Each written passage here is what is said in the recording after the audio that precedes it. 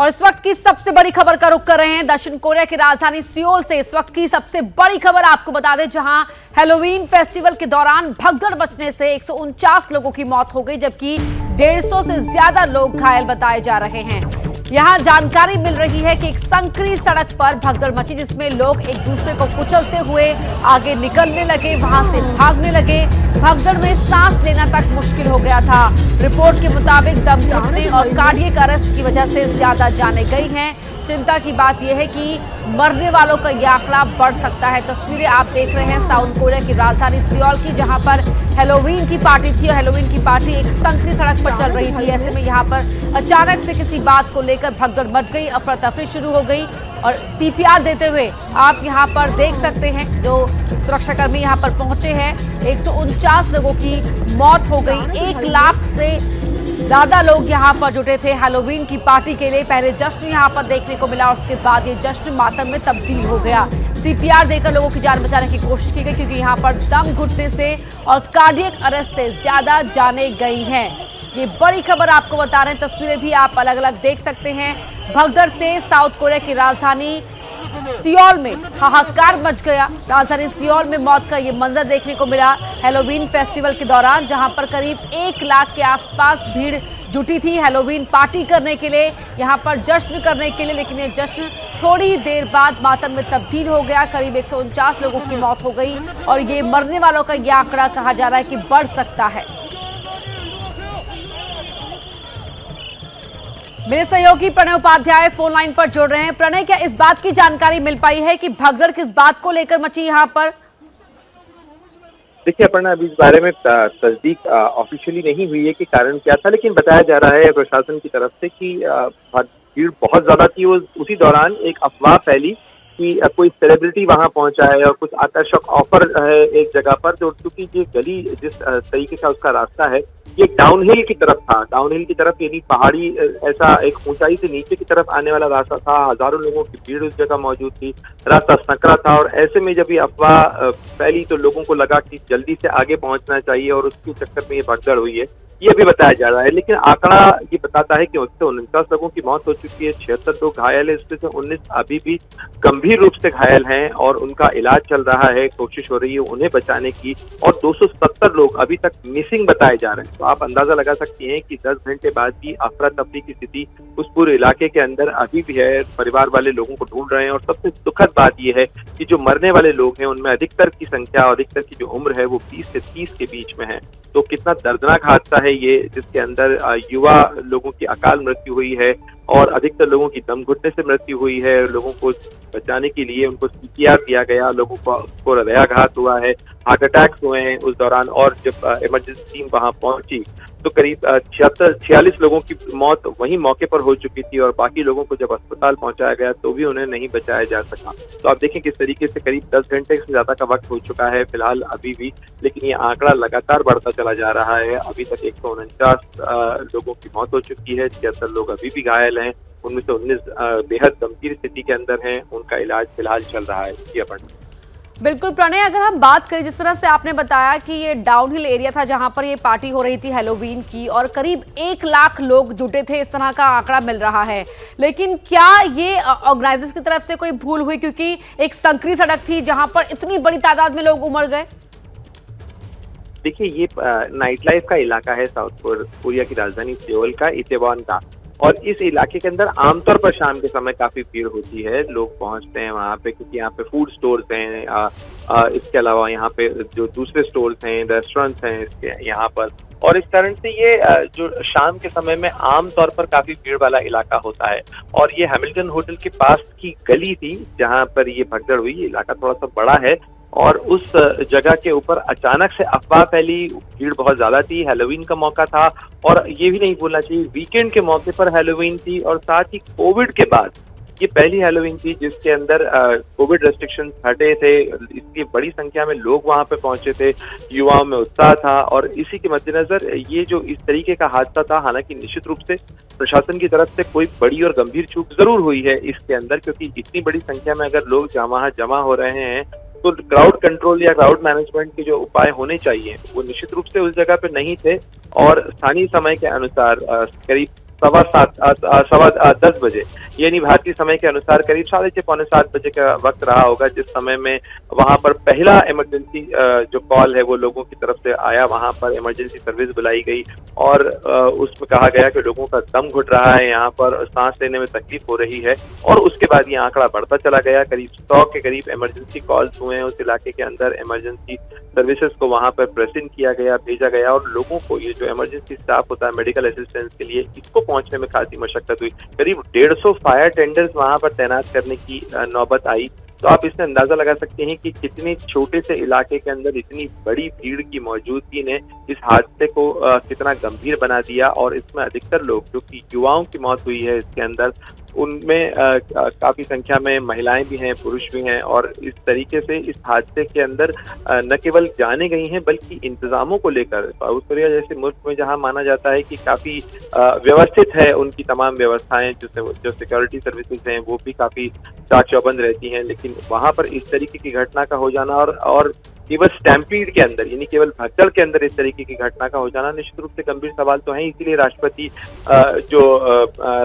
ने इस मामले को लेकर न केवल जांच के आदेश दिए हैं, बल्कि वो लगातार इस चीज को मॉनिटर भी कर रहे हैं। साथ ही जो सियोल के मेयर हैं वो यूरोप का दौरा छोड़कर अपना वापस लौट आए हैं। साथ ही तमाम जो हॉस्पिटल्स हैं, करीब 7 हॉस्पिटल्स को अलर्ट के ऊपर रखा गया है, बेड की संख्या बढ़ाई गई है। जी, और इस वक्त की सबसे बड़ी खबर का रुख कर रहे हैं साउथ कोरिया की राजधानी सियोल से। इस वक्त की बड़ी खबर आपको बता दें, जहां हैलोवीन फेस्टिवल के दौरान भगदड़ मचने से 149 लोगों की मौत हो गई, जबकि 150 से ज्यादा लोग घायल हो गए। बताया जा रहा है कि एक संकरी सड़क पर भगदड़ मची, जिसमें लोग एक दूसरे को कुचलते हुए भागने लगे। भगदड़ में सांस लेना तक मुश्किल हो गया था। रिपोर्ट के मुताबिक दम घुटने और कार्डियक अरेस्ट की वजह से ज्यादा जाने गई हैं। चिंता की बात यह है कि यह आंकड़ा बढ़ भी सकता है। करीब 1 लाख लोग यहां हैलोवीन पार्टी के लिए इकट्ठा हुए थे। जिस इलाके में ये हैलोवीन पार्टी थी, वहां पर नाइट लाइफ काफी एक्टिव मानी जाती है, एक्टिव रहती है। वहां पर बड़ी संख्या में युवा इकट्ठा होते हैं, पार्टी करते हैं, वो पूरा क्लब एरिया है। और ऐसे में यहाँ पर करीब 1 लाख लोग जुटे थे हैलोवीन की पार्टी के लिए। हैलोवीन वीकेंड पर है, ऐसे में यहाँ पर लोगों में बड़ा उत्साह था। कोविड के बाद इस तरह के बड़े पैमाने पर ये पहली पार्टी का आयोजन हो रहा था, जिसकी वजह से यहाँ पर बड़ी संख्या में करीब 1 लाख लोग जश्न के लिए इकट्ठा हुए थे। ये तस्वीरें आपको टीवी स्क्रीन पर दिखा रहे हैं। साउथ कोरिया में राजधानी सियोल में भगदड़ मच गई हैलोवीन पार्टी के दौरान, और जश्न यहाँ मातम में बदल गया। जाने जो गई हैं वो बताया जा रहा है कि कार्डियक अरेस्ट की वजह से ज्यादा जाने गई हैं। तो ऐसे में आप सीपीआर देते हुए मेडिकल टीम के लोगों को भी यहाँ पर देख सकते हैं। करीब 150 से ज्यादा लोग यहाँ पर जख्मी हुए हैं। कईयों की हालत नाजुक बनी हुई है और साथ ही 149 लोगों की मौत हो गई, और ये आंकड़ा और बढ़ सकता है। चिंता की बात यह है कि ये आंकड़ा जो मरने वालों का है वो और बढ़ सकता है। इस तरह की जानकारी मिल रही है। 1 लाख लोगों की भीड़ में भगदड़ मच जाए तो अंजाम क्या होगा? इसका जवाब है ये दर्दनाक तस्वीरें। दक्षिण कोरिया की राजधानी सियोल में हैलोवीन फेस्टिवल का जश्न मातम में बदल गया। शनिवार की शाम सियोल के इटावन इलाके के प्रसिद्ध नाइट स्पॉट पर ये लोग नो मास्क हैलोवीन मनाने के लिए जुटे थे। कोविड विस्फोट के बाद ये पहला हैलोवीन फेस्टिवल था, लिहाजा भीड़ भी खूब उमड़ी। संकरी सी सड़क पर इतने लोग जमा हो गए कि रास्ता ही ब्लॉक हो गया। दोनों तरफ से लोग इधर उधर मूव कर रहे थे। रात 10:20 पर अचानक यहाँ भगदड़ मच गई। इंसान एक दूसरे को कुचलते हुए आगे बढ़ रहे थे। हजारों की भीड़ सैकड़ों लोगों को रौंद रही थी। महिलाओं और बच्चों के लिए भगदड़ में खुद को संभालना भारी हो रहा था। चीख पुकार इतनी मची कि सियोल कांप गया। Rescue team, fire fighters, local police और एम्बुलेंस के साथ मेडिकल स्टाफ जब तक यहाँ पहुँचते तब तक 140 से ज्यादा लोगों की सांसें उखड़ चुकी थी। जैसे ही खबर दक्षिण कोरिया सरकार तक पहुंची, हड़कंप मच गया। राष्ट्रपति यून सुक योल ने बड़े पैमाने पर डिजास्टर मैनेजमेंट को रेस्क्यू में लगा दिया है। अस्पताल में भर्ती लोगों का इलाज जारी है। सूत्रों का दावा है कि मौत का आंकड़ा बढ़ सकता है। Bureau report, ABP news. वहीं साउथ कोरियन मीडिया में दावा किया गया है कि हैलोवीन फेस्टिवल में एक सेलिब्रिटी के आने के शोर की वजह से भगदड़ की नौबत आ गई। हालांकि सेलिब्रिटी के नाम को सार्वजनिक नहीं किया गया है। उधर रिपोर्ट में यह बात सामने आई है कि मरने वाले लोगों में से ज्यादातर को कार्डियक अरेस्ट हुआ था।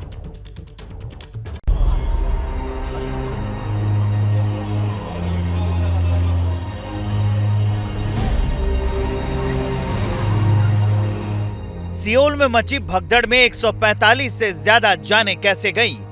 इसका जवाब है ये वीडियो।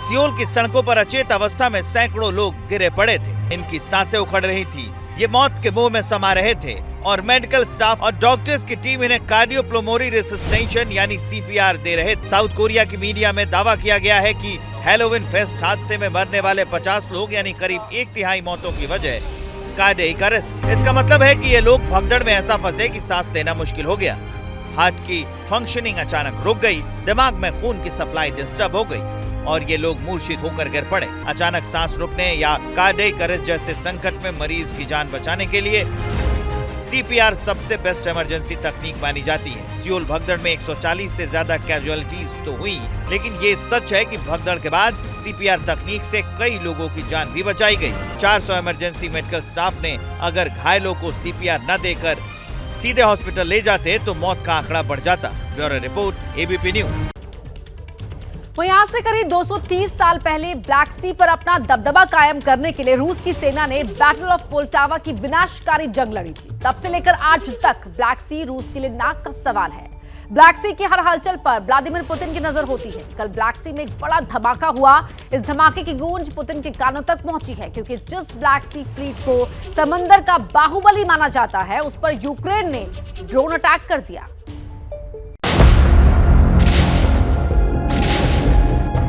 नीले समंदर में हुआ ये धमाका रूस और यूक्रेन युद्ध में एक बड़ी तबाही की वजह बन सकता है। जिस ब्लैक सी फ्लीट को समंदर में पुतिन की नेवी की शान माना जाता है, उस फ्लीट के एक जहाज पर ब्लास्ट हो गया। रूसी रक्षा मंत्रालय का दावा है कि ब्लैक सी फ्लीट पर यह हमला यूक्रेन की ड्रोन ब्रिगेड ने किया है। जिस जगह यह हमला हुआ वो क्रीमिया का सेवास्तोपोल इलाका है। यहीं पर रूसी नेवी की ब्लैक सी फ्लीट का हेडक्वार्टर है।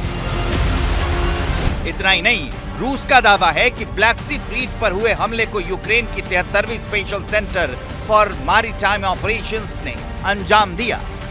लेकिन इस पूरे ऑपरेशन को ब्रिटेन के मिलिट्री एक्सपर्ट गाइड और मॉनिटर कर रहे थे। रूस के मुताबिक अंग्रेजों की स्पेशल टीम मिकोलेव के ओचाकीव में बैठकर बारूदी साजिश रच रही है। हालांकि रूस के इन आरोपों का ब्रिटेन और यूक्रेन दोनों ने खंडन किया है। यूक्रेन ने कहा कि रूसी जहाज पर हुए धमाके की वजह विस्फोटक के रखरखाव में लापरवाही है, जिसका जिम्मेदार खुद रूस है। यूरोप में एक नई तबाही का अलार्म बज रहा है, क्योंकि क्रीमिया ब्रिज पर हुए ब्लास्ट के बदले अगर पुतिन 80 मिसाइल दाग सकते हैं तो इस धमाके के बाद वो क्या करेंगे, ये अंदाजा भी नहीं लगाया जा सकता। Bureau report, ABP news. और अब बात जम्मू कश्मीर की, जहां के किश्तवाड़ में भारी लैंडस्लाइड से करीब 4 लोगों की जान जाने की खबर है, जबकि कई लोगों के मलबे में दबे होने की आशंका है। तो ये बड़ा हादसा हुआ जम्मू कश्मीर के किश्तवाड़ में, जहां लैंडस्लाइड की वजह से 4 लोगों की जान चली गई और कई लोग मलबे में दबे हो सकते हैं, ऐसी आशंका जताई गई है। पावर प्लांट के पास ये हादसा हुआ।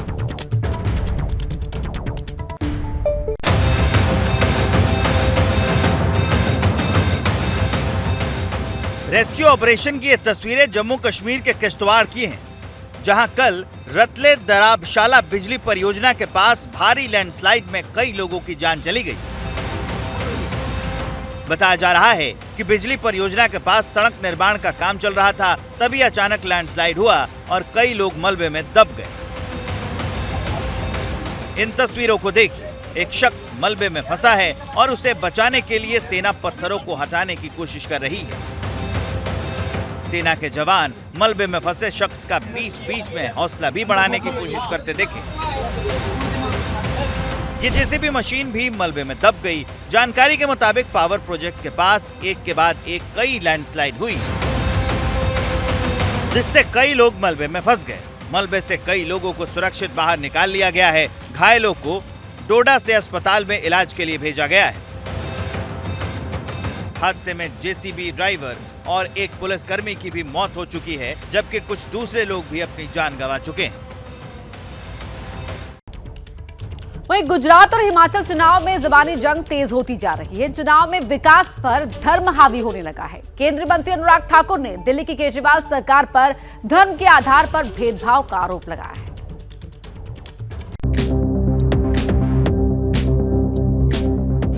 चुनावी सीजन चल रहा है, ऐसे में धर्म की सियासत ना हो ये कैसे हो सकता है। हिमाचल चुनाव प्रचार में जुटे केंद्रीय मंत्री अनुराग ठाकुर ने शिमला से दिल्ली के सीएम केजरीवाल से बड़ा सवाल पूछा है। अरविंद केजरीवाल जी अराजकता के प्रतीक हैं, फर्जी बातें करने वाले हैं। मैं आपसे पूछना चाहता हूं, अरविंद केजरीवाल जी, दिल्ली में मौलवियों को तो आप 18,000 रुपये साल का देते हो, मंदिर के पुजारियों को, गुरुद्वारे के ग्रंथियों को, चर्च के पादरियों को भी क्या आप 18,000 रुपये प्रति वर्ष देने का काम शुरू कर रहे हो? अनुराग ठाकुर ने मौलवियों को वेतन देने का मुद्दा उठाया तो उसका जवाब देने के लिए मुस्लिम धर्मगुरु और मौलवी सामने आ गए। एबीपी न्यूज से बातचीत में मौलाना साजिद रसीदी मौलवियों के वेतन की वजह गिनाने में जुट गए। दिल्ली के अंदर या तमाम स्टेटों में जो इमामों को तनख्वाह दी जाती है वो इस वजह से दी जाती है क्योंकि हमारा वक्फ बोर्ड है, वक्फ है, हमारे पास संपत्ति है। मैं अनुराग ठाकुर से ये कहना चाहता हूँ कि केंद्रीय सरकार के पास जितनी हमारी जगहें हैं, रेलवे के पास या आर्मी के पास या जितनी भी सरकार की एजेंसीज़ हैं, उनके पास जो हमारी जगह है वो हमें वापस कर दीजिए। हमें सरकार से एक पैसा नहीं चाहिए। दिल्ली सरकार या कोई भी सरकार हमें जो तनख्वाह देती है वो हमें चुप रहने के लिए तनख्वाह देती है। चुनाव में ऐसे सवाल खूब उठते हैं, कोई लक्ष्मी गणेश में उलझता है तो कोई मौलवी और पुजारियों में। लिहाजा जनता को सतर्क रहने की जरूरत है। और अब बात कांग्रेस की भारत जोड़ो यात्रा इन दिनों तेलंगाना में है। जगह जगह लोगों की भारी भीड़ से कांग्रेस उत्साहित नजर आ रही है। यही वजह है कि तेलंगाना का एक वीडियो भारत जोड़ो यात्रा के ट्विटर हैंडल से ट्वीट किया गया। लोगों की भारी भीड़ है, जहां तक आपकी नजर जाएगी लोग ही लोग नजर आएंगे।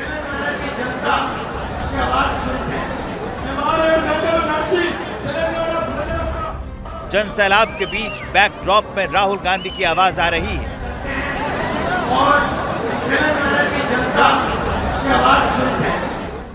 ये वीडियो कांग्रेस के भारत जोड़ो यात्रा के ट्विटर हैंडल से ट्वीट किया गया है, जिसमें लिखा है, ये जनसागर उम्मीदों का यहाँ अपनेपन की बात है। कांग्रेस की भारत जोड़ो यात्रा अभी तेलंगाना में है और ये वीडियो वहीं का बताया जा रहा है। राहुल गांधी को मिल रहे इस जन समर्थन से कांग्रेस नेता काफी उत्साहित नजर आ रहे हैं।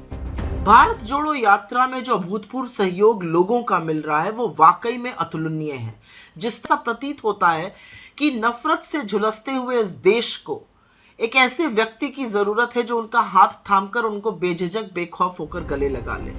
राहुल की भारत जोड़ो यात्रा का सफर अभी लंबा है, लेकिन जिस तरह कांग्रेस का ये कारवां आगे बढ़ता जा रहा है, लोगों को समर्थन भी मिलता जा रहा है।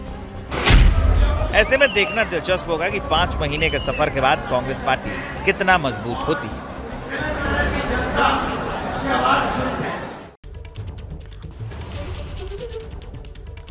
बता दें कि आज प्रधानमंत्री 3 दिन के लिए गुजरात जा रहे हैं और अपने इस दौरे के दौरान प्रधानमंत्री वडोदरा में पहले ट्रांसपोर्ट एयरक्राफ्ट प्लांट की आधारशिला रखेंगे।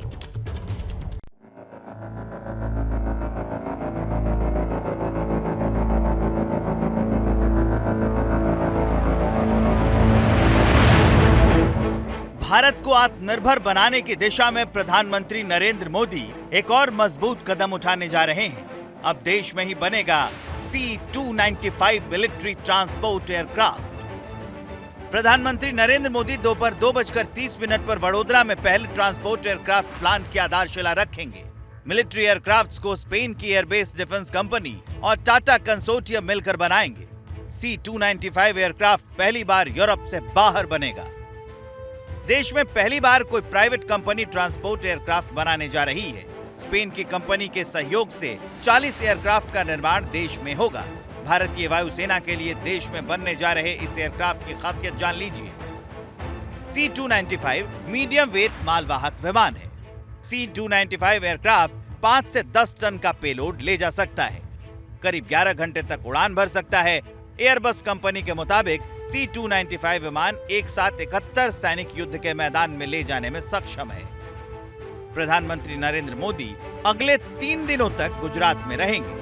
31 अक्टूबर को सरदार पटेल की जयंती के मौके पर केवड़िया कॉलोनी जाएंगे। दौरे के आखिरी दिन यानी 1 नवंबर को उत्तर मध्य गुजरात का चुनावी दौरा भी कर सकते हैं। और अब बात दिल्ली में प्रदूषण विस्फोट की। दिल्ली एनसीआर की हवा हर गुजरते दिन के साथ और जहरीली होती जा रही है। देश की राजधानी और आसपास के इलाकों में प्रदूषण फुल है और शुद्ध हवा गुल है। प्रदूषण का ऐसा विस्फोट हुआ कि दिल्ली और आसपास के शहरों में रहने वाले करीब 5 करोड़ लोगों का दम घुट रहा है। किसी को सांस लेने में दिक्कत हो रही है तो किसी की आंखों में जलन महसूस हो रही है। हवा में घुले जहर से करीब करीब हर शख्स की सेहत पर कुछ ना कुछ बुरा असर पड़ रहा है और जिस तरह से हालात बिगड़ रहे हैं उसे देखते हुए आशंका यह है कि दिल्ली कहीं पूरी तरह गैस चेंबर में न तब्दील हो जाए। और ये खतरा सिर्फ दिल्ली नहीं बल्कि नोएडा, गाजियाबाद, फरीदाबाद और गुरुग्राम जैसे दिल्ली सटे तमाम बड़े शहरों पर भी है, क्योंकि वहां की हवा में भी प्रदूषण का जहर घुला हुआ है।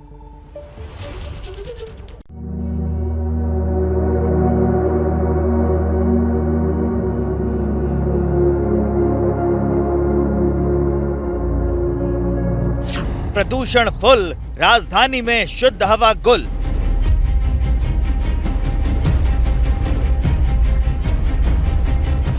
दिल्ली में दम घुट रहा है, सरकार कोई सुन रहा है? तो दिल्ली के कई इलाके जो हैं वो आज सुबह का AQI जो है वो आज सुबह से एक गंभीर की श्रेणी में बना हुआ है। इस वक्त दिल्ली एनसीआर में करीब 5 करोड़ लोग घुट घुट कर सांस ले रहे हैं, क्योंकि दिल्ली की हवा बहुत खराब हो चुकी है, जहरीली हो चुकी है। जिस रफ्तार से हवा खराब और जहरीली होती जा रही है, उसी रफ्तार से देश की राजधानी गैस चेंबर जैसी बनती जा रही है। बीती रात आनंद विहार में प्रदूषण का स्तर 457 तक पहुंच गया। अशोक विहार में 419, जहांगीरपुरी में 426, ITO पर 400, बवाना में 406, रोहिणी में 410, वजीरपुर में 431 और पटपड़गंज में प्रदूषण का स्तर 408 तक रिकॉर्ड किया गया। भीषण प्रदूषण की वजह से सुबह के समय धुंध की चादर देखी जा रही है और ये आबोहवा पूरे दिल्ली एनसीआर को बीमार बना रही है। गाजियाबाद और नोएडा में भी AQI लेवल 400 के पार पहुंच गया। गुरुग्राम में भी AQI लेवल 377 तक दर्ज किया गया, जिसके बाद शासन और प्रशासन हरकत में आए और दिल्ली एनसीआर की हवा और खराब ना हो इसके लिए कुछ कदम उठाए, कुछ पाबंदियां लगाएं। इसके तहत आवश्यक प्रोजेक्ट्स को छोड़कर सभी तरह की निर्माण गतिविधियों पर पूरी तरह से रोक रहेगी। ईंट भट्टों और खनन समेत कई गतिविधियों पर पाबंदियां लागू की गई हैं। BS3 पेट्रोल और BS4 डीजल गाड़ियों पर भी रोक लगाई जा सकती है। दिल्ली एनसीआर को हर साल प्रदूषण के इस अटैक से दो चार होना होता है। हर साल इसी तरह सांसों की इमरजेंसी लगती है, लोग शिकायत करते हैं, सरकार से सवाल करते हैं, सरकारें भी 2-4 फैसले और ऐलान कर देती है, लेकिन थोड़े से हालत सुधरते ही सब कुछ भूल जाते हैं। हालात जरा से सामान्य होते ही ना तो सरकारें और ना ही लोग अपनी जिम्मेदारियां ठीक से निभाते हैं। यही वजह है कि ये तस्वीर नहीं बदलती। Bureau report, ABP news.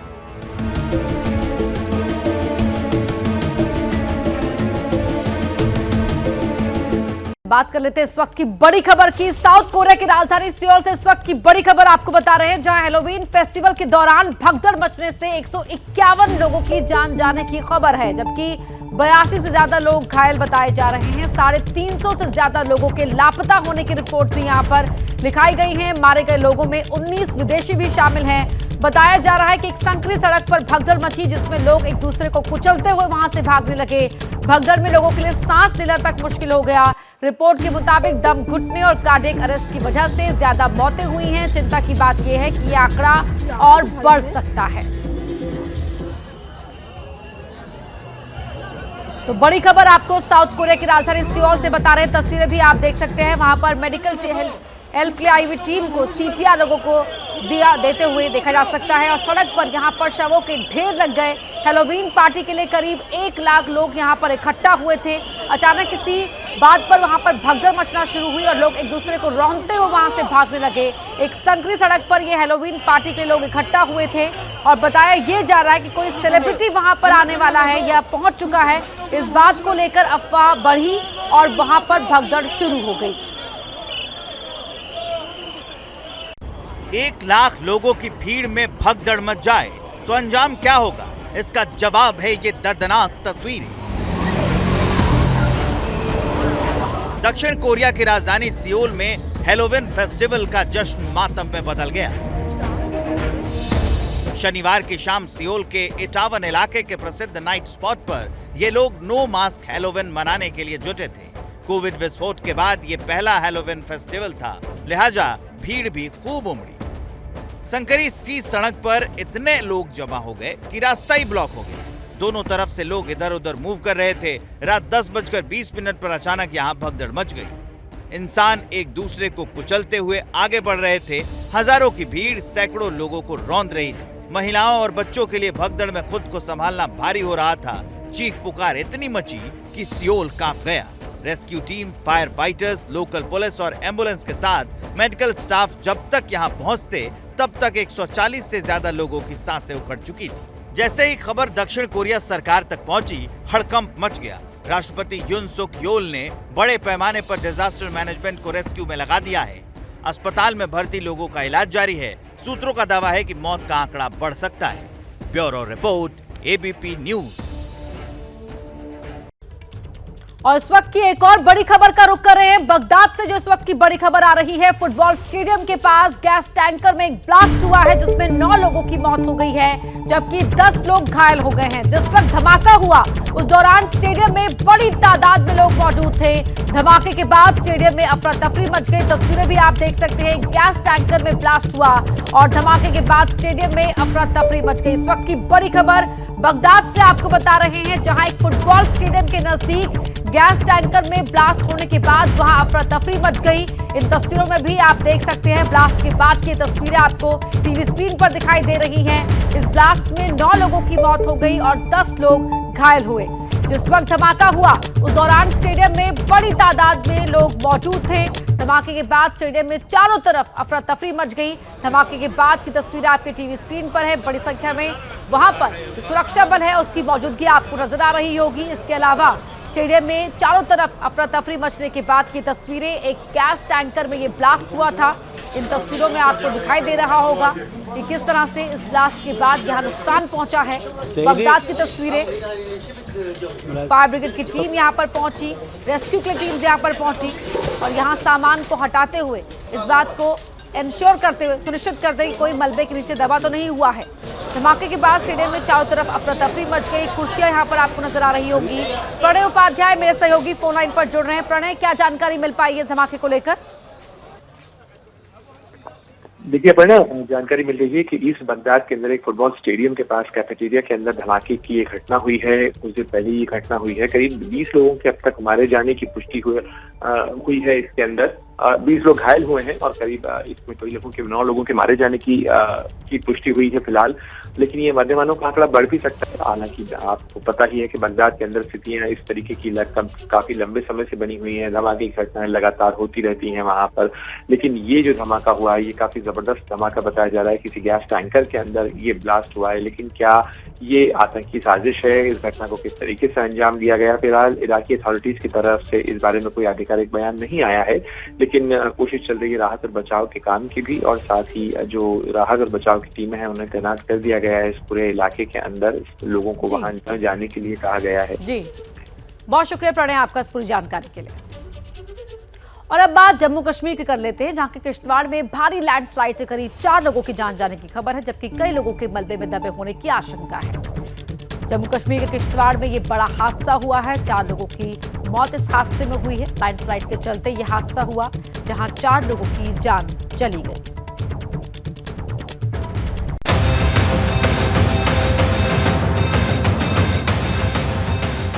Rescue operation की ये तस्वीरें जम्मू कश्मीर के किश्तवाड़ की हैं, जहां कल रतले दराबशाला बिजली परियोजना के पास भारी लैंडस्लाइड में कई लोगों की जान चली गई। बताया जा रहा है कि बिजली परियोजना के पास सड़क निर्माण का काम चल रहा था, तभी अचानक लैंडस्लाइड हुआ और कई लोग मलबे में दब गए। इन तस्वीरों को देखिए, एक शख्स मलबे में फंसा है और उसे बचाने के लिए सेना पत्थरों को हटाने की कोशिश कर रही है। सेना के जवान मलबे में फंसे शख्स का बीच बीच में हौसला भी बढ़ाने की कोशिश करते देखे। ये जेसीबी मशीन भी मलबे में दब गई। जानकारी के मुताबिक पावर प्रोजेक्ट के पास एक के बाद एक कई लैंडस्लाइड हुई, जिससे कई लोग मलबे में फंस गए। मलबे से कई लोगों को सुरक्षित बाहर निकाल लिया गया है। घायलों को डोडा से अस्पताल में इलाज के लिए भेजा गया है। हादसे में जेसीबी ड्राइवर और एक पुलिसकर्मी की भी मौत हो चुकी है, जबकि कुछ दूसरे लोग भी अपनी जान गंवा चुके हैं। आगे बढ़ते हैं और अब बात करते हैं किन्नरों के बीच हुई लड़ाई की। विवाद इतना बढ़ गया कि पुलिस को आना पड़ा। पूरा मामला क्या है, इस रिपोर्ट में देखिए।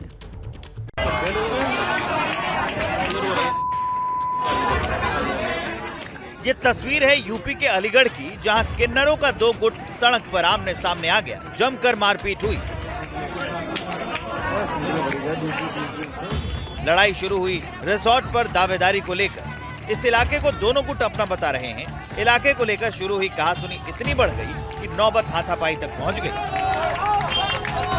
तो इन लोगों ने हमारे इलाके पे कब्जा कर लिया। जब अपने इलाके में आए बधाइयाँ लेने के लिए, तो इन्होंने हमें सामने से फ़ोन करके बुलाया कि आप यहाँ पर आ जाइए। हम लोग नहीं गए, जबकि इनके लोग वहाँ पर बहुत सारे लोग थे। तो ये सब मामला था। हम पुलिस से इंसाफ चाहते हैं, सरकार से इंसाफ चाहते हैं। दोनों गुटों के बीच हुई मारपीट के दौरान कई किन्नरों को चोट भी आई। झड़प की खबर मिलते ही पुलिस मौके पर पहुंच गई। पुलिस ने दोनों गुटों को शांत करवाया। पुलिस मारपीट करने वाले पक्ष के खिलाफ केस दर्ज कर कार्रवाई में जुट गई।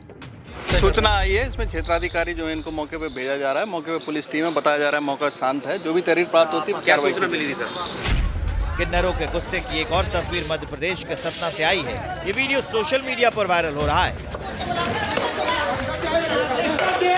बताया जा रहा है कि युवक से किसी बात को लेकर विवाद हो गया। उसके बाद किन्नरों ने जमकर पीटा।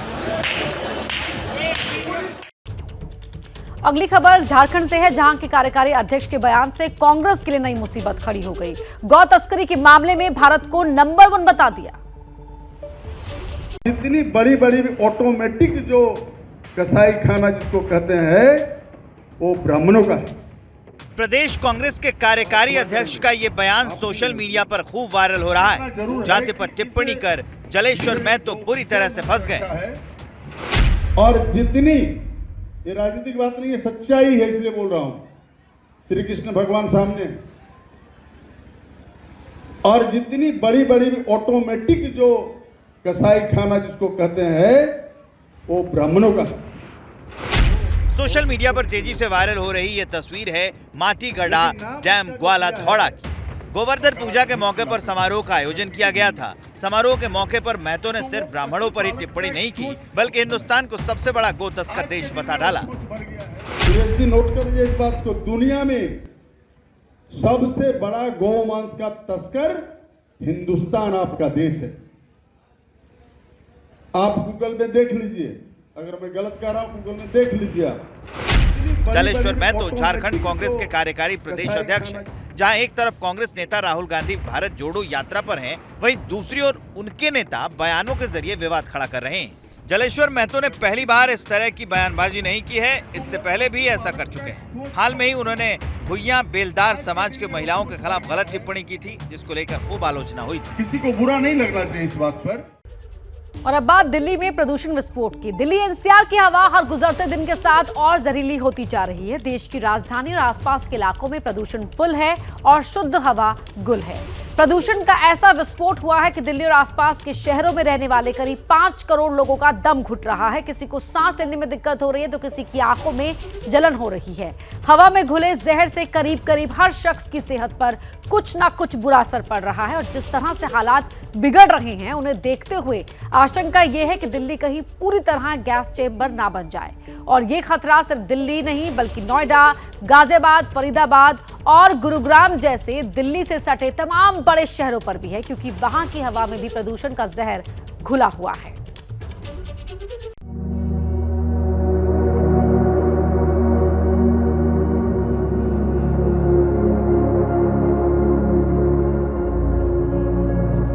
प्रदूषण फुल, राजधानी में शुद्ध हवा गुल।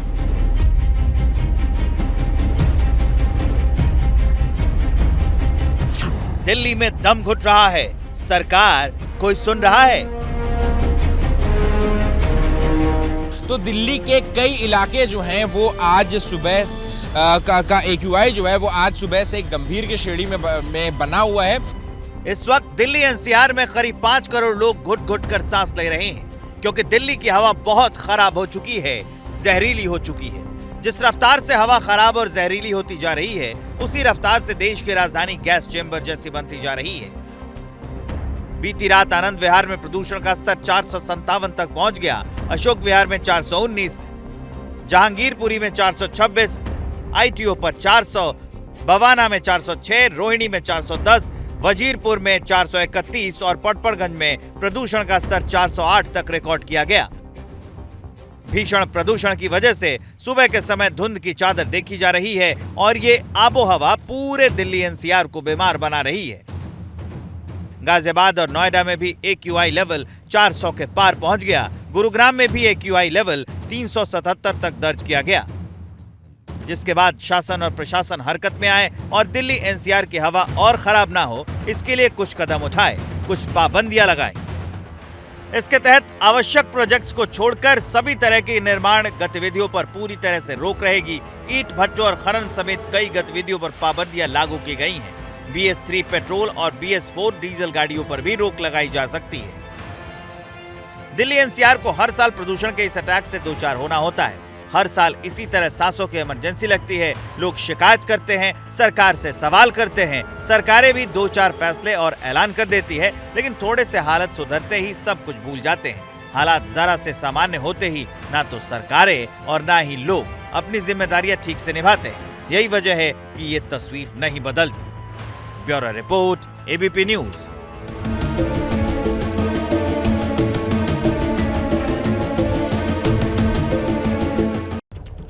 और बड़ी खबर यह है कि दिल्ली से ताजा आंकड़े सामने आ रहे हैं और बता रहे हैं कि दिल्ली में वायु प्रदूषण को लेकर हालात गंभीर बने हुए हैं। आनंद विहार की बात करते हैं। दिल्ली के आनंद विहार में एयर क्वालिटी इंडेक्स 469 तक जा पहुंचा है। दिल्ली के कई इलाकों में AQI 400 के पार है, जो कि बहुत खराब स्थिति को दर्शाता है। दिल्ली के अलग अलग इलाकों की बात करें तो एयर क्वालिटी इंडेक्स 400 के पार है।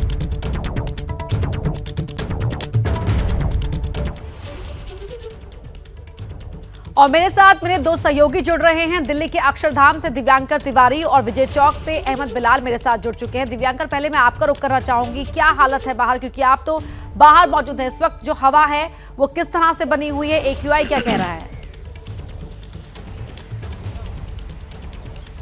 जी बिल्कुल, देखिए अपर्णा, मैं अक्षरधाम मंदिर के बाहर जो फ्लाईओवर है वहाँ पे उसके नज़दीक वहाँ पर मौजूद हूँ। सबसे पहले आपको AQI दिल्ली का दिखाना चाहूँगा कि आप देख सकते हैं किस तरह से जो AQI का आंकड़ा वो 373 पर है, और यानी ये दिखा रहा है कि अभी भी या पूरे दिल्ली की हवा बेहद ख़राब स्थिति में है। और इसके साथ साथ कई और दूसरे इलाकों की बात करें तो वहाँ का AQI वो 400 के पार, 450 के पार जा रहा है, यानी कि गंभीर स्थिति में हवा लगातार बनी हुई है, जिसके चलते बीते रोज commission for air quality management की ओर से कई सारी नई पाबंदियां भी लगाई गई हैं। ग्रैब की जो तीसरे चरण की पाबंदियां वो लगा दी गई, जिसके तहत सभी जो निर्माण कार्य हैं उन पर रोक लगा दी गई है। और commission for air quality management की ओर से ये भी कहा गया है कि आने वाले दिनों में जो प्रदूषण का स्तर है वो काफी ज्यादा बढ़ सकता है। और चेंबर बनती जा रही है राजधानी। विजय चौक का रुख कर लेते हैं, अहमद बिलाल भी जुड़े हुए हैं। बिलाल, वहां की तस्वीर क्या है? जी बिल्कुल, देखिए अपर्णा, दिल्ली का दम घूट रहा है। इस वक्त मैं मिर्जा चौक पे हूँ और सबसे पहले अगर आपको तस्वीरें दिखा दूं तो जो विजिबिलिटी है अभी धुंध और स्मॉग की जो चादर है वो दिल्ली के आसमान पर अभी भी छाई हुई है। और लगातार दिल्ली के अगर ओवरऑल पोल्यूशन की बात करें तो वो अभी भी बेहद खराब स्थिति में जो है वो बना हुआ है। और साथ ही दिल्ली के अलग अलग इलाकों की बात करें तो अलग अलग इलाके जो है वो गंभीर की श्रेणी में है। दिल्ली NCR में आपको बता दें कि 54 डेटा सेंटर जो है वो वायु प्रदूषण की गुणवत्ता मापने के लिए बनाए गए हैं, और उनमें से 24 सेंटर जो है वो गंभीर की श्रेणी में है और 27 सेंटर बेहद खराब की स्थिति में है और 3 सेंटर जो है वो खराब की श्रेणी में आते हैं। तो ये हाल जो है वो पूरे दिल्ली NCR का है। इसके साथ ही कुछ लोग जो है वो यहाँ पर मौजूद हैं, हम उनसे बात करेंगे, जो कि सुबह सुबह के वक्त, आज रविवार का दिन है, विजय चौक पर जॉगिंग और साइकिलिंग के लिए आए हैं। हेल्थ एक्सपर्ट बता रहे हैं कि जिस तरीके की आबो हवा में आप सांस ले रहे हैं, ऐसी स्थिति में आपको घर से बाहर निकलना के भी बहुत ज़रूरी काम के लिए निकलना, लेकिन आप जो है जॉगिंग कर रहे हैं। जॉगिंग असल में हमारा शौक है, तो मगर ये है कि पॉल्यूशन के लेवल बहुत ज़्यादा ख़राब हो चुका है, तो कम कर रहे हैं मगर कर रहे हैं। क्योंकि ये हमारी आदत है तो हम इसको छोड़ना नहीं चाह रहे हैं। मगर ये है कि दिल्ली की स्थिति वाकई में बहुत ख़राब हो गई है। दिवाली के बाद तो स्थिति ठीक थी, बट 2-3 दिन के अंदर में बहुत पॉल्यूशन है। साल दर साल यही स्थिति जो है वो बनी रहती है, लोगों को आम आदमी को जो है प्रदूषण से दोचार होना पड़ता है। Yes sir. बाकी जो है हमारा तो ये वो है दौड़ वगैरह का ये है, हम जो करते रहते हैं, लेकिन पोल्यूशन वगैरह ज्यादा ही है अभी। बिल्कुल, जो लोग बाहर निकल रहे हैं ऐसे में उन्हें काफी तकलीफों का सामना करना पड़ रहा है। दिव्यांकर, अहमद बिलाल, आप दोनों का ही बहुत बहुत शुक्रिया तस्वीर बताने के लिए। बात करते हैं इस वक्त की बड़ी खबर की। साउथ कोरिया की राजधानी सियोल से इस वक्त की बड़ी खबर, जहां हैलोवीन फेस्टिवल के दौरान भगदड़ मचने से 151 लोगों की मौत हो गई है, जबकि 82 से ज्यादा लोग घायल हो गए हैं। 350 से ज्यादा लोगों के लापता होने की रिपोर्ट लिखाई गई है। मारे गए लोगों में 19 विदेशी शामिल हैं। बताया जा रहा है कि एक संकरी सड़क पर भगदड़ मची, जिसमें लोग एक दूसरे को कुचलते हुए भागने लगे। भगदड़ में सांस लेना तक मुश्किल हो गया। रिपोर्ट के मुताबिक दम घुटने और कार्डियक अरेस्ट की वजह से ज्यादा मौतें हुई हैं। चिंता की बात यह है कि यह आंकड़ा और बढ़ भी सकता है। तो 350 से ज्यादा लोग अभी तक लापता हैं। उनके परिवार वालों ने उनके गुमशुदगी की रिपोर्ट लिखवाई है। इसके अलावा 151 जाने गई हैं। 1 लाख लोग यहां पर जुटे थे हैलोवीन पार्टी के लिए, और ये नो मास्क हैलोवीन पार्टी थी, क्योंकि कोरोना काल में हैलोवीन पार्टी इस तरह के बड़े आयोजन नहीं हो पाए थे। तो ऐसे में बड़ी संख्या में युवाओं ने इसमें भागीदारी की थी, और 19 विदेशी भी इस भगदड़ के दौरान मारे गए। कार्डियक अरेस्ट की वजह से ज्यादा जानें यहां पर गई हैं। 1 लाख लोगों की भीड़ में भगदड़ मच जाए तो अंजाम क्या होगा? इसका जवाब है ये दर्दनाक तस्वीरें। दक्षिण कोरिया की राजधानी सियोल में हैलोवीन फेस्टिवल का जश्न मातम में बदल गया। शनिवार की शाम सियोल के इटावन इलाके के प्रसिद्ध नाइट स्पॉट पर ये लोग नो मास्क हैलोवीन मनाने के लिए जुटे थे। कोविड विस्फोट के बाद ये पहला हैलोवीन फेस्टिवल था, लिहाजा भीड़ भी खूब उमड़ी। संकरी सी सड़क पर इतने लोग जमा हो गए कि रास्ता ही ब्लॉक हो गया। दोनों तरफ से लोग इधर उधर मूव कर रहे थे। रात 10:20 पर अचानक यहाँ भगदड़ मच गई। इंसान एक दूसरे को कुचलते हुए आगे बढ़ रहे थे। हजारों की भीड़ सैकड़ों लोगों को रौंद रही थी। महिलाओं और बच्चों के लिए भगदड़ में खुद को संभालना भारी हो रहा था। चीख पुकार इतनी मची कि सियोल कांप गया। Rescue team, fire fighters, local police और एम्बुलेंस के साथ मेडिकल स्टाफ जब तक यहां पहुंचते तब तक 140 से ज्यादा लोगों की सांसें उखड़ चुकी थी। जैसे ही खबर दक्षिण कोरिया सरकार तक पहुंची, हड़कंप मच गया। राष्ट्रपति युन सुक योल ने बड़े पैमाने पर डिजास्टर मैनेजमेंट को रेस्क्यू में लगा दिया है। अस्पताल में भर्ती लोगों का इलाज जारी है। सूत्रों का दावा है कि मौत का आंकड़ा बढ़ सकता है। Bureau report, ABP news. जश्न मातम में तब्दील हो गया, लेकिन ये हैलोवीन फेस्टिवल आखिरकार होता क्या है उसके बारे में आपको बता देते हैं। तो हर साल 31 अक्टूबर को हैलोवीन का ये त्योहार मनाया जाता है, और मान्यता ये है कि पूर्वजों की आत्मा को इस त्योहार के जरिए शांति मिलेगी, ऐसी प्रार्थना की जाती है। सभी इकट्ठा होते हैं। लोग इस दौरान डरावने कपड़े पहनते हैं, मास्क लगाते हैं और मेकअप करते हैं, जो बहुत ही डरावना होता है। इसके साथ ही आयरलैंड और स्कॉटलैंड से हैलोवीन फेस्टिवल की शुरुआत हुई थी, और धीरे धीरे ये फेस्टिवल पूरे दुनिया भर में ही प्रचलित हो गया। सेल्टिक कैलेंडर के हिसाब से साल का ये आखिरी दिन माना जाता है हैलोवीन डे। और इस दौरान क्या करते हैं? कद्दू को काटकर एक चेहरे का आकार दिया जाता है और उसमें मोमबत्ती जलाई जाती है, और इस तरह ये हैलोवीन डे मनाया जाता है। ये हैलोवीन सेलिब्रेशन होता है। ये जानकारी हमने आपको बताई। लेकिन हैलोवीन फेस्टिवल के दौरान साउथ कोरिया में जो भगदड़ मची, उसमें बड़ा हादसा हुआ। उसने पूरी दुनिया को झकझोर कर रख दिया। लेकिन देश और दुनिया में मौत की ऐसी ही कई भगदड़ मच चुकी हैं। तो आपको ऐसी 4 बड़ी भगदड़ के बारे में बता रहे हैं। जुलाई 1990 में मुस्लिमों के पवित्र शहर मक्का के पास अल मुइसन सुरंग के अंदर भगदड़ मचने से हज यात्रा करने गए 1426 लोगों की मौत हो गई थी। साल 2005 में अगस्त महीने में इराक में एक पुल पर भगदड़ मचने से 1005 लोगों की मौत हो गई थी। हादसा टाइग्रिस नदी के पुल पर तब हुआ जब वहां पर आत्मघाती हमलावर की अफवाह फैली और भगदड़ मच गई थी। अगर भारत की बात करें, देश की बात की जाए, तो हिमाचल प्रदेश में स्थित नैना देवी मंदिर में भूस्खलन की अफवाह के बाद तीर्थयात्रियों में भगदड़ मच गई थी। साल था 2008 और महीना अगस्त। हादसे में करीब 145 लोग मारे गए थे और 100 से ज्यादा घायल हो गए थे।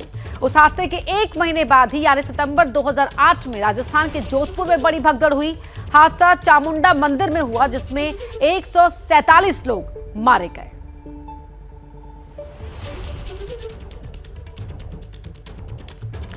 बढ़ते आगे और अब बात करते हैं आसमान के बाहुबली की। अब देश में बनेगा C-295 मालवाहक विमान। प्रधानमंत्री नरेंद्र मोदी वडोदरा में पहले ट्रांसपोर्ट एयरक्राफ्ट प्लांट की आधारशिला रखेंगे। प्रधानमंत्री 3 दिनों के दौरे के लिए आज गुजरात में होंगे।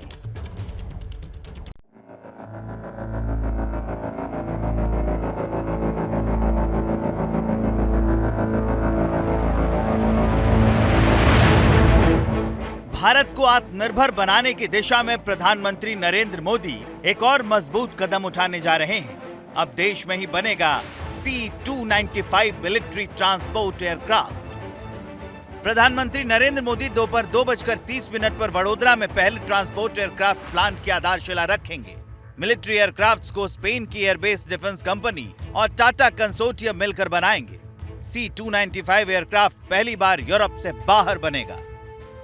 देश में पहली बार कोई प्राइवेट कंपनी ट्रांसपोर्ट एयरक्राफ्ट बनाने जा रही है। स्पेन की कंपनी के सहयोग से 40 एयरक्राफ्ट का निर्माण देश में होगा। भारतीय वायुसेना के लिए देश में बनने जा रहे इस एयरक्राफ्ट की खासियत जान लीजिए। C-295 मीडियम वेट मालवाहक विमान है। C-295 एयरक्राफ्ट 5 से 10 टन का पेलोड ले जा सकता है। करीब 11 घंटे तक उड़ान भर सकता है। एयरबस कंपनी के मुताबिक C-295 विमान एक साथ 71 सैनिक युद्ध के मैदान में ले जाने में सक्षम है। प्रधानमंत्री नरेंद्र मोदी अगले 3 दिनों तक गुजरात में रहेंगे। 31 अक्टूबर को सरदार पटेल की जयंती के मौके पर केवड़िया कॉलोनी जाएंगे। दौरे के आखिरी दिन यानी 1 नवंबर को उत्तर मध्य गुजरात का चुनावी दौरा भी कर सकते हैं। और अब बात बीजेपी की कर लेते हैं। गुजरात विधानसभा चुनाव के लिए उम्मीदवारों के चयन को लेकर माथापच्ची तेज हो गई है।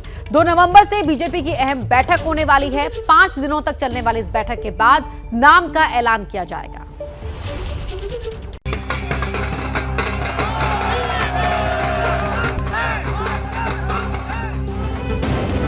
भाजपा को चारों दिशाओं से आशीर्वाद।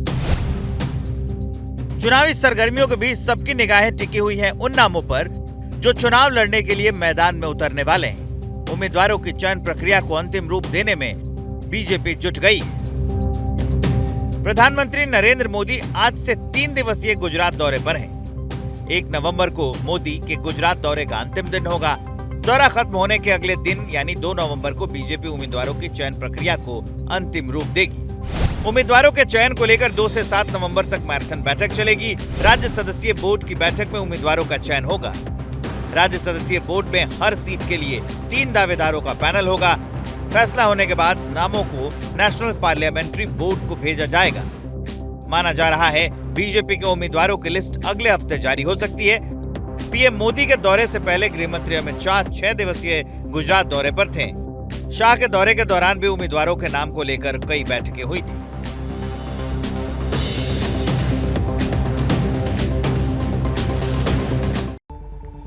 और अब खबर हरियाणा की, जहां आज से पंचायत चुनाव के लिए वोटिंग हो रही है। पहले फेज के लिए 9 जिलों में मतदान हो रहा है, जबकि पंचों और सरपंचों के लिए 2 नवंबर को वोट डाले जाएंगे।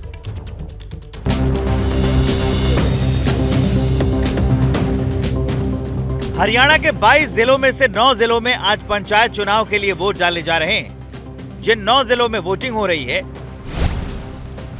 उनमें भिवानी, झज्जर, जिंद, कैथल, महेंद्रगढ़, नूंह, पंचकुला, पानीपत और यमुनानगर शामिल हैं। पंचायत चुनाव में आज जिला परिषद सदस्य और पंचायत समितियों के लिए भी वोटिंग हो रही है, जबकि पंच और सरपंचों के लिए 2 नवंबर को मतदान होगा, जिसमें 133 सरपंचों और 17,158 पंचों को निर्विरोध चुना गया है, जबकि पंचायत समितियों के लिए 56 उम्मीदवार निर्विरोध चुने गए हैं। हरियाणा में पंचायत चुनाव करीब 21 महीने की देरी से हो रहा है।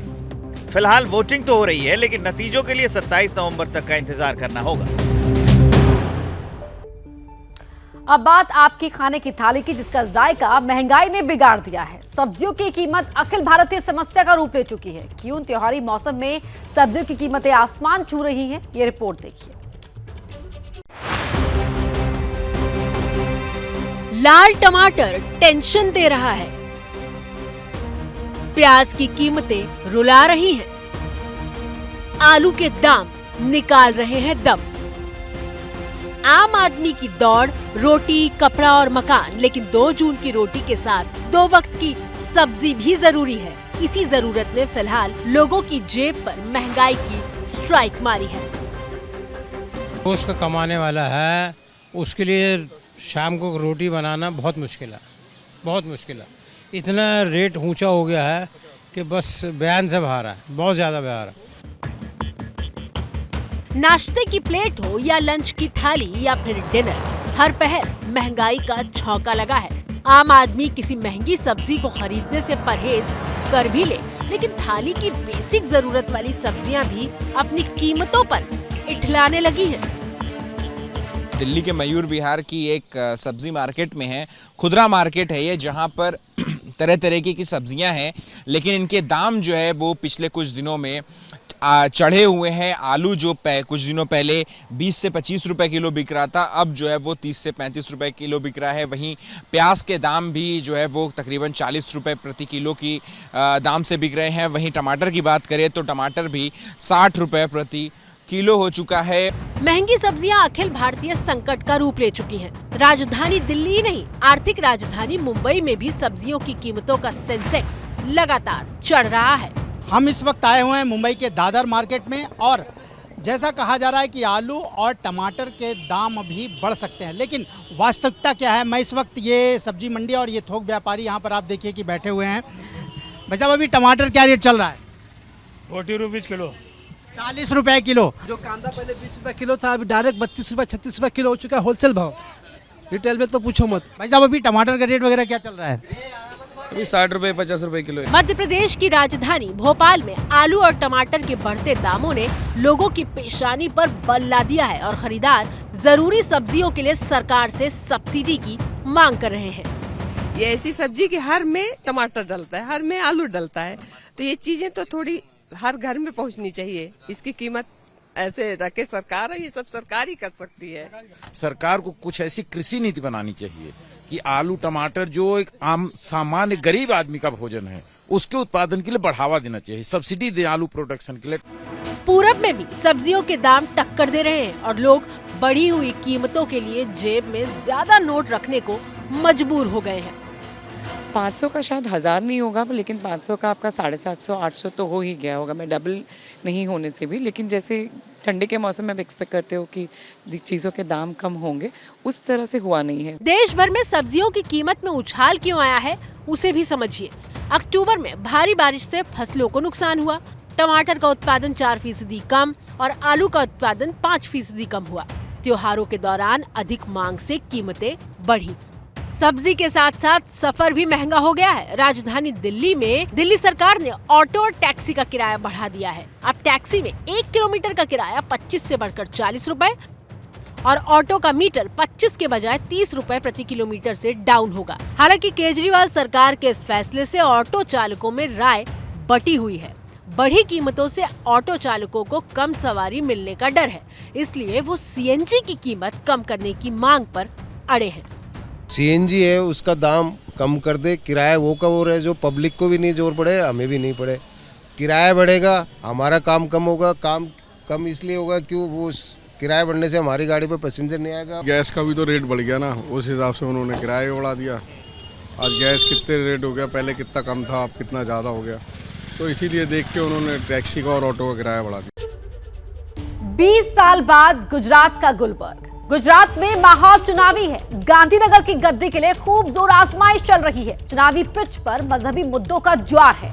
चुनावी सरगर्मी के बीच आज जिक्र अहमदाबाद की उस गुलबर्ग सोसाइटी का करेंगे जहां 20 साल पहले नफरत की चिंगारी भड़की थी। आखिर 20 साल बाद गुलबर्ग सोसाइटी कहां खड़ी है, वहां माहौल कैसा है, क्या आज भी वहां 20 साल पुराने जख्मों का जिक्र होता है? देखिए ग्राउंड जीरो से अभिषेक उपाध्याय की सुपर एक्सक्लूसिव रिपोर्ट, 20 साल बाद गुलबर्ग सोसाइटी।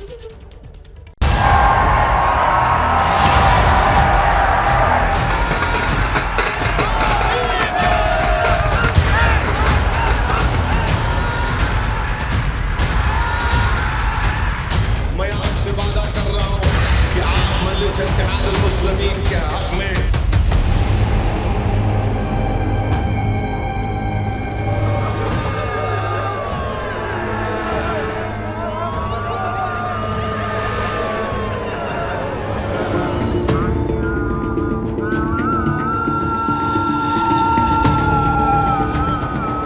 नफरतों के नश्तर जब अमन और सुकून, मोहब्बत और भाईचारे का खून बहाते हैं तो अंजामे गुलिस्तान ऐसा होता है।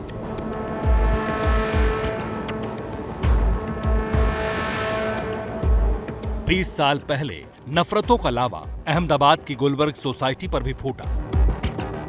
सोसाइटी की हर दरो दीवार पर 20 साल बाद वो जख्म कितने बाकी हैं।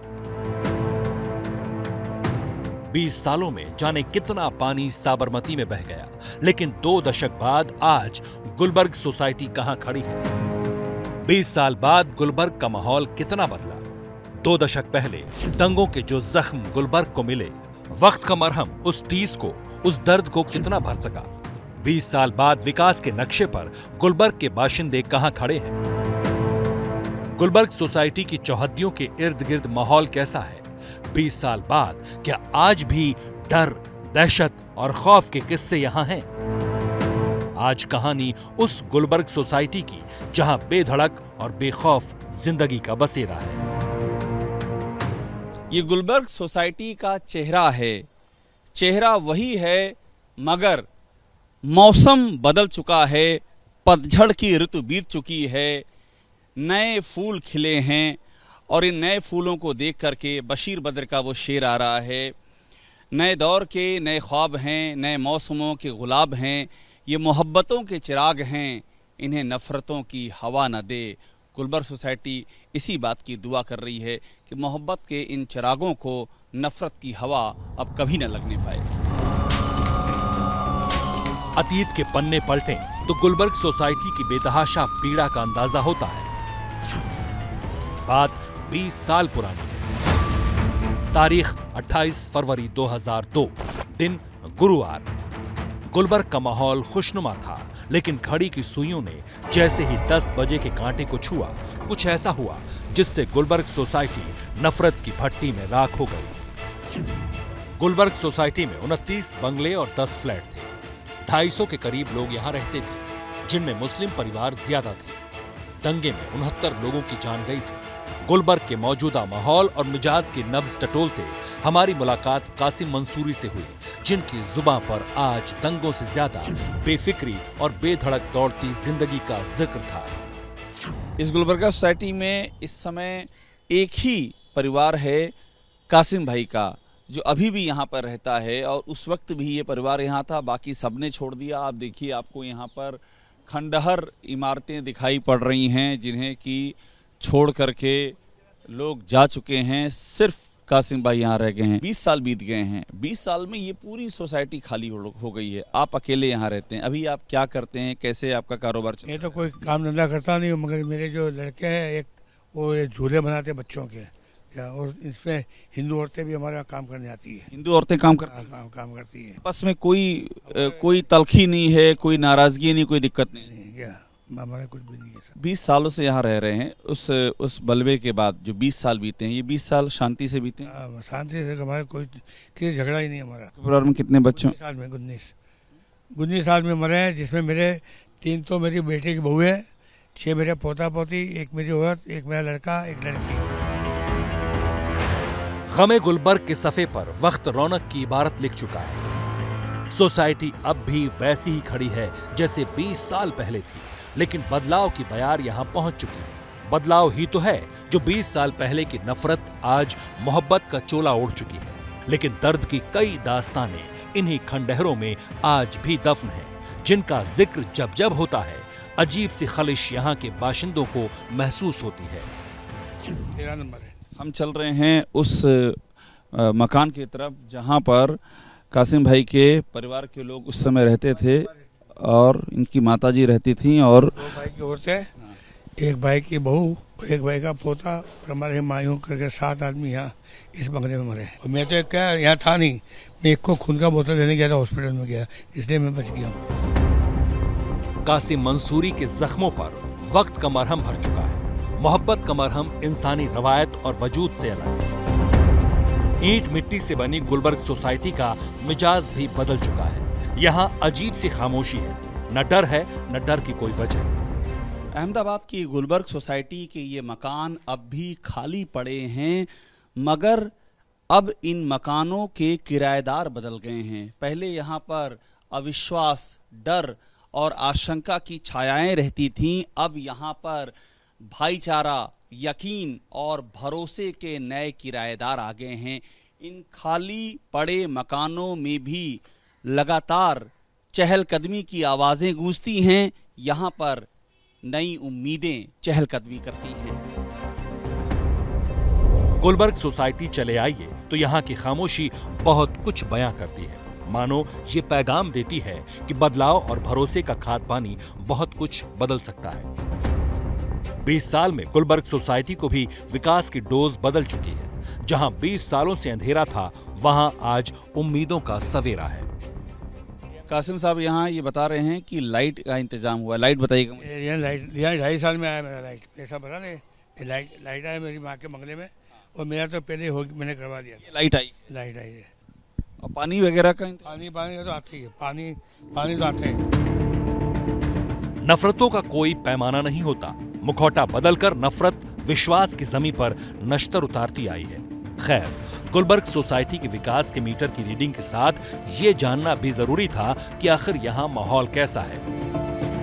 अकीदतों के फूल क्या गुलबर्ग का मिजाज बदल पाए?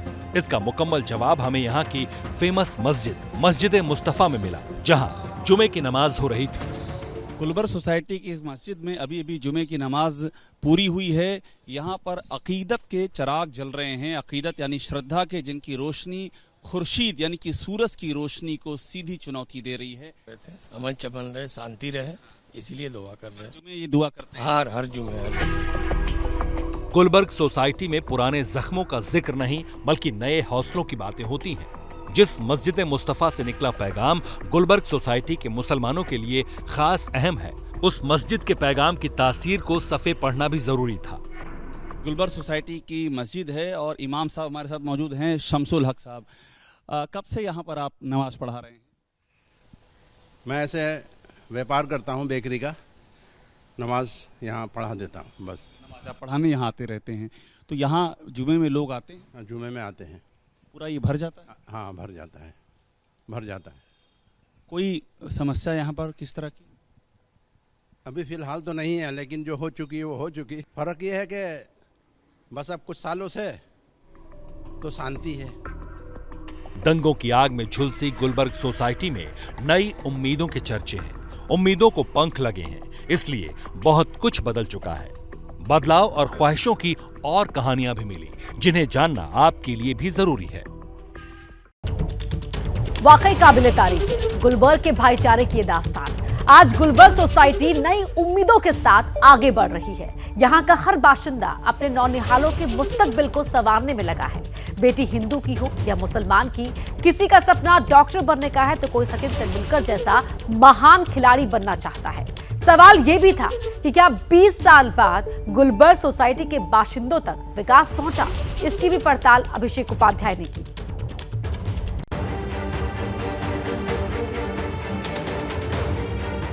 गुलबर्ग सोसाइटी के मुसलमान तरक्की पसंद है। पुराने और बुरे तजुर्बे से यहाँ के बाशिंदे तौबा करते हैं। गुलबर्ग सोसाइटी में जिनके मकान नफरत की आग में जले, आज वो तरक्की की राह पर है। सिर पर नए और चमचमाते आशियानों की छत है। पुराना अब कुछ नहीं, जो जख्म थे वो भर चुके हैं। 20 सालों में उम्मीदों की एक नई छत तैयार हुई है। रफीक भाई का नया घर तैयार हुआ। ये किस साल तैयार हुआ रफीक भाई? 2022 में, मतलब इसी साल तैयार? हाँ जी, इसी साल में तैयार करा है। अभी कंप्लीट धीमे धीमे तो काम चालू है। मतलब आपका नया घर 20 साल बाद? 20 साल के बाद में वहीं जहाँ धमाल हुआ? जहाँ धमाल दंगा हुआ था वहीं पे आज हम लोग पूरा परिवार रहता है। तरक्की पसंद गुलबर्ग के बाशिंदों की तरक्की को हम भी करीब से निहारना चाहते थे, लिहाजा हम उन घरों में भी गए जिनकी बदली सूरत बदलाव की गवाही देती है, जहां सिर्फ अमन और सुकून की बातें होती हैं, जहां घर की बेटियां तक पुराने जख्मों का जिक्र तक नहीं करती, दिल में बस जज्बा रखती हैं डॉक्टर बनने का। और रफीक भाई की बच्ची हमारे साथ है, क्या नाम है? मंसूरी मतीबा। मंसूरी मतीबा। और ये कौन सी किताब पढ़ रही हो? विज्ञान, साइंस। साइंस, ये बायोलॉजी है, जीव विज्ञान। अच्छा, किस क्लास में हो बेटा? 10th में हो। किस साल पैदा हुई थी? 2007 में। जब से यहाँ रह रही हो तब से यहाँ सब अच्छे से है, कोई यहाँ दिक्कत तो नहीं होती है? नहीं। कोई दिक्कत नहीं? नहीं। तो क्या बनना चाहती हो तुम? डॉक्टर। पुराना जो कुछ हुआ है जानकारी नहीं तुमको? नहीं। कोई घर में अब बातें भी नहीं होती उसके बारे में? घर में बातें होती है पर थोड़ी थोड़ी होती है, थोड़ा थोड़ा पता है, ज्यादा नहीं पता। ज्यादा नहीं पता। अच्छी पढ़ाई होती है और कोई भेदभाव नहीं है, तो इस बार हम भेजते हैं बच्चों को। जूनी बातें हम याद भी नहीं करते हैं क्योंकि वो बच्चों पे माइंड खराब पड़ेगा। गुलबर्ग सोसाइटी से सटा हर इलाका विकास के रास्ते से जुड़ चुका है। न बिजली की दिक्कत, न रोटी रोजगार की। किस्सा और भी रोचक इसलिए है क्योंकि यहाँ के बाशिंदों की मोहब्बत का सजदा बेजुबान तक करते हैं। हिंदू मुसलमान एक साथ रखते हैं। गुलबर्ग सोसाइटी में बिजली, पानी, हर एक चीज का मुकम्मल इंतजाम है। यहाँ के रहने वाले बताते हैं। रफीक भाई पानी का इंतजाम? पानी का फुल इंतजाम है यहाँ पे। जैसे जानवर वगैरह जो भी आता है वहाँ पे पानी पीता है। देखो, उनको पानी की कोई तकलीफ नहीं है? कोई पानी की प्रॉब्लम नहीं है। एक बार यहाँ से दिखाइएगा हमको पानी का। अच्छा, ये इंतजाम है। वाटर सप्लाई आती है? हाँ, वाटर सप्लाई आती है। घर में पानी आता है? Water supply? वाटर सप्लाई का आता है पानी घर में।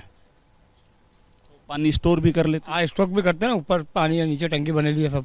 तस्वीर इस बात का प्रतीक है कि कैसे स्थितियां यहाँ पर सामान्य होती जा रही हैं और किस तरह से यहाँ पर अमन चैन की झांकी नजर आ रही है। 20 साल पुराने हालात अब बदल चुके हैं। बदलाव का पैमाना गुलबर्ग सोसाइटी में खामोशी से खड़ी पुलिस चौकी भी देती है, जिसने दंगों की रात बहुत कुछ देखा भी और सहा भी। तब यहाँ शिकायतों का अंबार था। आज न कोई फरियादी आता है, न कोई शिकवा शिकायत किसी को किसी से। ये गुलबर्ग की चौकी है, पुलिस चौकी गुलबर्ग यहाँ लिखा हुआ है और एकदम यहाँ पर शांति सुकून। ओके, शांति, सब शांत है? सब शांत है, शांत है, बिल्कुल शांत है। सब माहौल प्यार का है? प्यार का है।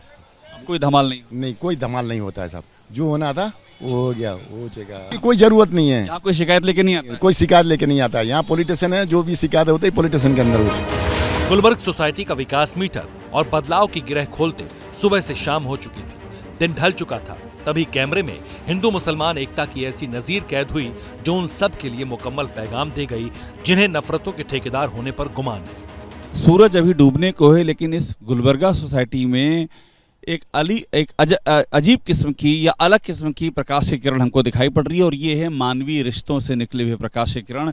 यहाँ मंजी भाई हैं और साथ में कासिम भाई हैं। दोनों इसी सोसाइटी में अरसे से रहते आ रहे हैं। मंजी भाई कब से रह रहे हैं यहाँ पर?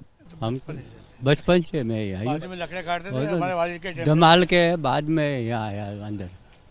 धमाल में अंदर स्कूल के अंदर था मैं। आप जब धमाल हुआ तो स्कूल के अंदर? धमाल हुआ जब स्कूल में था मैं। अभी आप कहाँ रहते हो?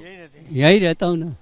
बाल बच्चे नहीं है, शादी वादी किया नहीं है, तो बचपन ऐसे ही हमारे वालिद के टाइम से लकड़ा वगैरह काटते थे। यहाँ अगर इनका कोई है नहीं तो हमारे पास रहते हैं।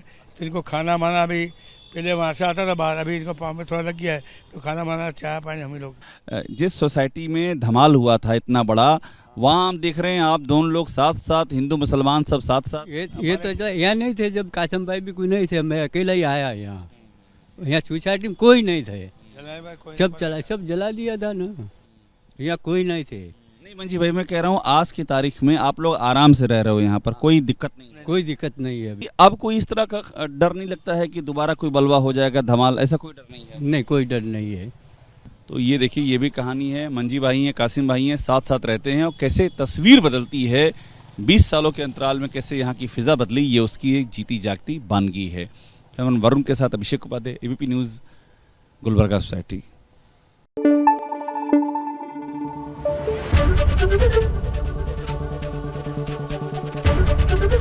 एबीपी न्यूज़ आपको रखे आगे।